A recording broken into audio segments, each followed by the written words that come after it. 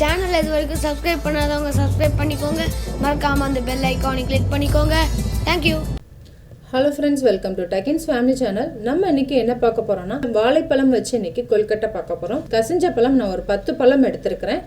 நான் இன்னைக்கு ரஸ்தாளி பழம் எடுத்திருக்கேன். இதை தோல் நீக்கிட்டு எடுத்துகிட்டு காமிக்கிறேன். இப்போ தோல் நீக்கிட்டு எடுத்து வச்சுட்டேன். சின்னதாக கட் பண்ணிக்கலாம்.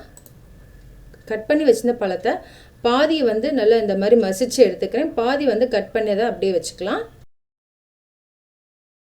1 கப் அரிசி மாவு எடுத்திருக்கேன். மசிச்ச வாழைப்பழத்தில் சேர்த்துக்கலாம்.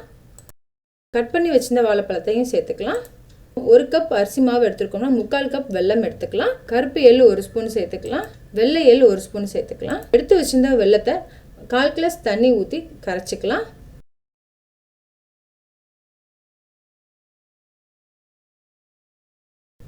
மூணு ஸ்பூன் இட்லி ரவை சேர்த்துருக்கேன்.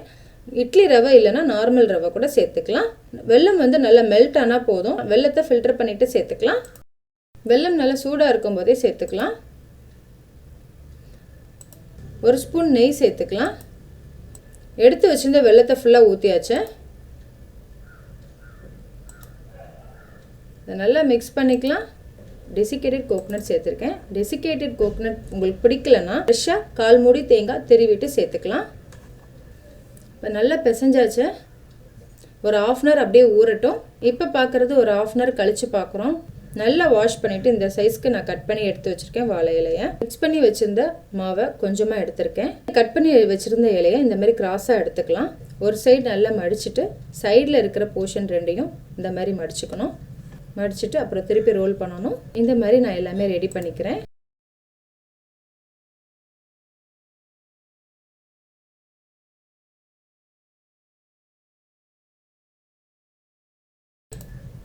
எல்லாமே ரெடி பண்ணியாச்சு. ஸ்டீம் பண்ணிக்கலாம். ஒரு 10 நிமிஷம் கழித்து பார்க்கலாம். இப்போ பார்க்குறது ஒரு 10 நிமிஷம் கழித்து பார்க்குறோம். இந்த மாதிரி நீங்கள் வாழை இலையில் வைக்கும்போது வாழை இலையோட மனமும் நல்லா வரும். அதனால் மோஸ்ட்லி நீங்கள் வாழை இலையில் வைங்க. கருப்பு எள்ளு போட்டிருக்கனால அங்கங்கே பார்க்குறதுக்கு அழகாக இருக்குது. சாப்பிடும்போது ரொம்ப டேஸ்ட் நல்லாயிருக்கும். வாழைப்பழம் கட் பண்ணி சேர்த்துருக்கனால அதுவும் கூடுதலாக இன்னும் கொஞ்சம் டேஸ்ட் நல்லாயிருக்கும். உங்கள் வீட்டில் கசிஞ்ச வாழைப்பழம் இருந்ததுன்னா நீங்களும் இதே மாதிரி செஞ்சு பாருங்கள். செஞ்சு பார்த்துட்டு ஃபீட்பேக் சொல்லுங்கள். தேங்க்யூ.